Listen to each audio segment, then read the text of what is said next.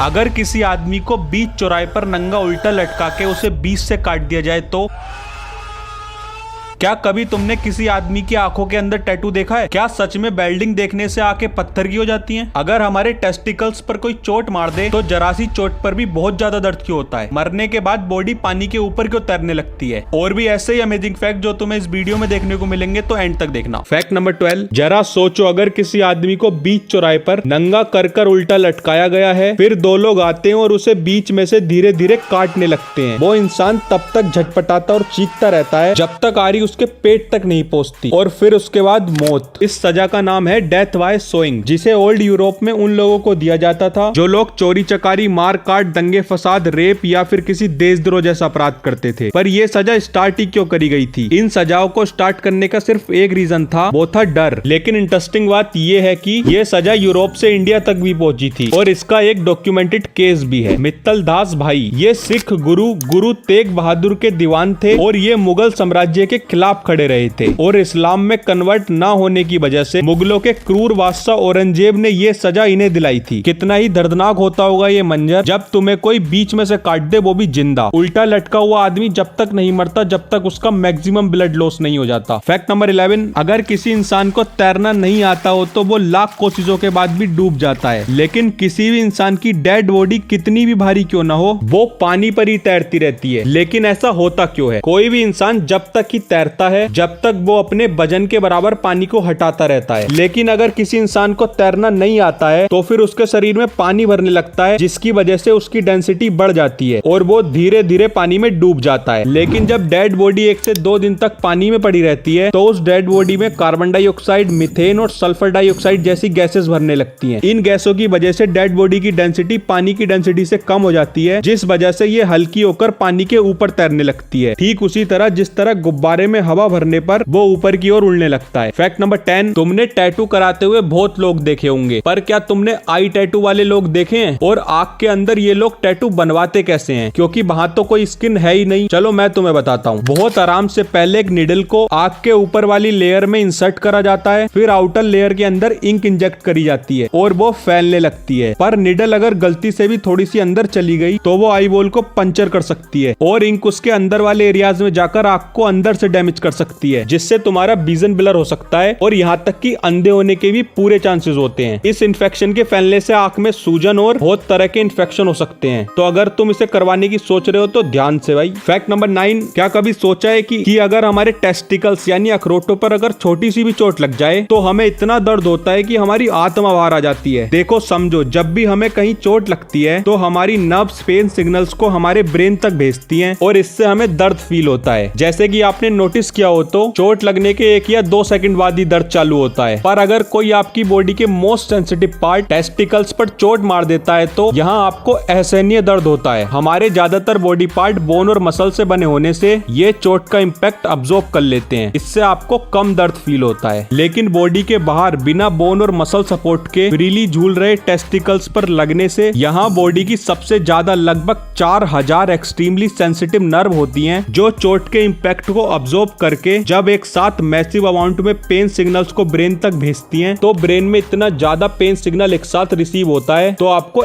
Extreme amount में pain feel होता है। फैक्ट नंबर 8, क्या होगा अगर तुम्हें कोई वेल निगल ले? क्या तुम भी यही सोचते हो कि वेल के बड़े साइज की वजह से तुम उसके पिछवाड़े से बाहर निकल जाओगे? अगर तुम्हें हम्पैक वेल ने निगला तो तुम अंदर ही नहीं जा पाओगे, उसके मुंह से बहुत सारे स्काई डाइवर्स बाहर आ चुके हैं। पर अगर तुम्हें स्पर्म वेल निगलती है तो वो तुम्हें पहले ही चबा लेगी। पर अगर किसी कारण से उसने नहीं चबाया तो तुम पहले इसके डाइजेस्टिव ट्रेंड्स में जाओगे और वहीं पर स्टोमक मसल्स तुम्हारा कचूमर बना देंगी। फैक्ट नंबर 7, क्या तुमने कभी सोचा है कि कुछ बच्चे जुड़वा क्यों पैदा होते हैं? आओ इसके पीछे की साइंस समझते हैं। प्रेगनेंसी की शुरुआत एक स्पर्म से एग को फर्टिलाइज करके होती है। लगभग 1 वीक में डेवलप होकर यूटेरस में इम्प्लांट हो जाते हैं। यहाँ डेवलपमेंट के बहुत सारे स्टेजेस से गुजरकर लगभग 9 महीने में इसकी डिलीवरी होती है। नॉर्मली तो एक ही बच्चे का जन्म होता है, पर रेयर केसेस में ट्विंस भी होते हैं। 2 टाइप के ट्विंस ट्विंस होते हैं। मोनोजाइगोटिक ट्विंस जब होते हैं जब फर्टिलाइज एग 2 एग्स में डिवाइड हो जाता है। इस केस में ट्विंस के जेंडर, चेहरे और यहाँ तक की लंबाई चौड़ाई भी सेम हो सकती है। दूसरे होते हैं डाइजाइगोटिक ट्विंस। ये तब होता है जब किसी वजह से मदर में कभी 2 एग्स रिलीज हो जाते हैं, तो इस केस में दोनों ट्विंस का जेंडर डिफरेंट हो सकता है। फैक्ट नंबर 6, इंडिया में हर साल सिलेंडर ब्लास्ट की वजह से 4,500 लोग मर जाते हैं। पर ये सिलेंडर ब्लास्ट होता कैसे है? घरों में यूज होने वाला सिलेंडर हाई कार्बन स्टील से बना होने की वजह से काफी सुरक्षित होता है। ये 1 सेंटीमीटर में 25 किलोग्राम तक का प्रेशर झेल सकता है। लेकिन इतना मजबूत सिलेंडर का ब्लास्ट कैसे पॉसिबल है? तो इस सिलेंडर में हाईली फ्लेमेबल एलपीजी गैसेस जैसे प्रोपेन, ब्यूटेन और प्रोपाइलीन होती है। इसका प्रेशर 5 से 7 स्क्वायर सेंटीमीटर रहता है। कई बार रेगुलेटर लीक होने की वजह से गैसेस लीक होने लगती हैं और ये गैसेस हाई प्रेशर के साथ बाहर निकलने लगती हैं। जब ये गैसेस किसी स्पार्क या फायर के कांटेक्ट में आती हैं तो आग पकड़ लेती हैं। ये आग सिलेंडर के सरफेस को धीरे धीरे गर्म करता है और धीरे धीरे सिलेंडर के अंदर का प्रेशर बहुत ज्यादा हो जाता है और एक पॉइंट के बाद ये सिलेंडर फाड़ देती हैं और जोरदार ब्लास्ट होता है। फैक्ट नंबर 5, क्या सच में नंगी आंखों से वेल्डिंग देखने से आंखें पत्थर की हो जाती हैं? वेल्डिंग करते वक्त 3 टाइप की लाइट्स निकलती हैं, UVA, UVB और UVC। सबसे पहले तीनों लाइट आंख के आगे वाले पार्ट से टकराती हैं जिसे कॉर्निया बोलते हैं, जो UVB और UVC को एब्जॉर्ब कर लेगा, जिससे आंखों में रेडनेस और पेन की प्रॉब्लम होती है। ज्यादा वेवलेंथ की वजह से UVA एब्जॉर्ब नहीं हो पाती है और आगे बढ़कर सीधा आपकी आंख के लेंस से टकराएगी। आंखों का प्रोटीन इस लाइट को 98% तक एब्जॉर्ब कर लेता है और जब ये प्रोसेस बार बार होगा तो लेंस का ये प्रोटीन पत्थर जैसा ठोस हो जाता है और आपको मोतियाबिंद हो जाएगा। और बची हुई ये 2% UVA लाइट आगे बढ़ते हुए रेटिना में म्यूसिला के पीछे रोड्स और कोन्स नामक फोटोरिसेप्टर सेल के कांटेक्ट में आएगी। ये 2% लाइट इन सेल को डैमेज करके आपको अंधा कर देगी और इस बीमारी का कोई इलाज नहीं होता है। फैक्ट नंबर 4, आज टोयोटा कंपनी को कौन नहीं जानता, पर हम बात करेंगे इसके लोगो के बारे में। जहाँ पर कंपनी अपने लोगो मेमोरेबल बनाने के लिए आसान से आसान बनाने की कोशिश करते हैं। जैसे नाइकी का ही देख लो, बस राइट का साइन है, पर टोयोटा के लोगो में तो टोयोटा का पूरा नाम ही आता है, TOYOTA, और बन गया लोगो। फैक्ट नंबर 3, मिक्की और मिनी सबसे पहले कपल होंगे जिन्हें हमने देखा था। मगर क्या आपको पता है कि इन दोनों के जो रियल वॉइस आर्टिस्ट हैं, मतलब जो इनके पीछे आवाज देते हैं, वो इन रियल लाइफ में भी मैरिड हैं। हाँ, आपने बिल्कुल सही सुना, मैं हिंदी डब वाले आर्टिस्ट की बात नहीं कर रहा। जो ओरिजिनल इंग्लिश डब वाले आर्टिस्ट हैं वो दोनों एक्चुअली में शादीशुदा हैं और इन्होंने ही इन दोनों कपल्स की वॉइस को डब करा है। जो मिक्की माउस को डब करते हैं उनका नाम है वेन अल्वाइन और उनकी वाइफ जो मिनी माउस को डब करती है उनका नाम है रूसी टेलर। फैक्ट नंबर 2, सर्दियों में जब टेम्परेचर 10 डिग्री सेल्सियस तक पहुंचता है तो हमें ऑलरेडी बहुत ज्यादा ठंड लगने लगती है। पर क्या आपको पता है धरती पर सबसे कोल्डेस्ट टेम्परेचर कौन सा रिकॉर्ड करा गया है? तो वो टेम्परेचर है -89.2 डिग्री सेल्सियस। इसे अंटार्कटिका में सन 1983 में रिकॉर्ड करा गया था। लेकिन ये ठंड धरती के बाहर की ठंड के कंपैरिजन में तो कुछ भी नहीं है। हमारे यूनिवर्स में एवरेज टेम्परेचर है -270 डिग्री सेल्सियस और ये एब्सोल्यूट जीरो टेम्परेचर के बहुत पास है। एब्सोल्यूट जीरो टेम्परेचर होता है -273.150 डिग्री सेल्सियस और ये फिजिक्स में सबसे मिनिमम लिमिट होती है। मतलब कोई भी चीज इससे ज्यादा ठंडी हो ही नहीं सकती। अगर इस टेम्परेचर का एक्सपोजर आपको हो गया तो आपका क्या हाल होगा ये जानकर आपके होश उड़ जाएंगे। ह्यूमन बॉडी में एक मॉलिक्यूल तक मूव नहीं कर पाएगा। हमारी बॉडी में होने वाले सारे केमिकल रिएक्शंस रुक जाएंगे। हमारे सेल्स के अंदर तक के लिक्विड फ्रीज हो जाएंगे, यानी कुछ ही सेकंड्स में मौत पक्की है। इस पर एक फिल्म भी बनी है एब्सोल्यूट जीरो के नाम से। फैक्ट नंबर 1, क्या आप लोग जानते हैं कि दुनिया में सबसे शांत कमरा यानी वर्ल्ड क्विटेस्ट रूम वॉशिंगटन में है, माइक्रोसॉफ्ट के हेडक्वार्टर के अंदर। जब आप आमतौर पर किसी इंसान से बात करते हैं तो उसकी साउंड इंटेंसिटी होती है 60 डेसिबल। जब आप विस्पर करके बात करते हैं तो 30 डेसिबल। 0 डेसिबल से नीचे की जो आवाज होती है उन्हें एक आम इंसान का कान सुन तक नहीं सकता। इस वर्ल्ड क्विटेस्ट रूम के अंदर साउंड लेवल है -20 डेसिबल, क्योंकि चारों तरफ इस कमरे में फाइबर ग्लासेस लगे हुए हैं। इसके बाहर इंसुलेटेड स्टील की एक डबल बॉल लगी हुई है और 1 फुट थिक कंक्रीट की एक बॉल लगी हुई है। इस सेटअप से 99.99% साउंड अब्सॉर्ब करा जा सकता है। इस बिल्डिंग के साइड से अगर एरोप्लेन भी टेक ऑफ करे तो आपको इस कमरे के अंदर आवाज सुनाई ही नहीं देगी। और अगर आप सोच रहे हैं कि सबसे कम आवाज कितनी हो सकती है, तो सबसे कम साउंड होता है -23 डेसिबल का। ये एयर मॉलिक्यूल की आवाज होती है जो हवा में एक दूसरे से टकराते रहते हैं। और भी ऐसे फैक्ट देखने हैं तो इन दोनों वीडियो में से कोई भी एक क्लिक कर दो और सब्सक्राइब करके जाना।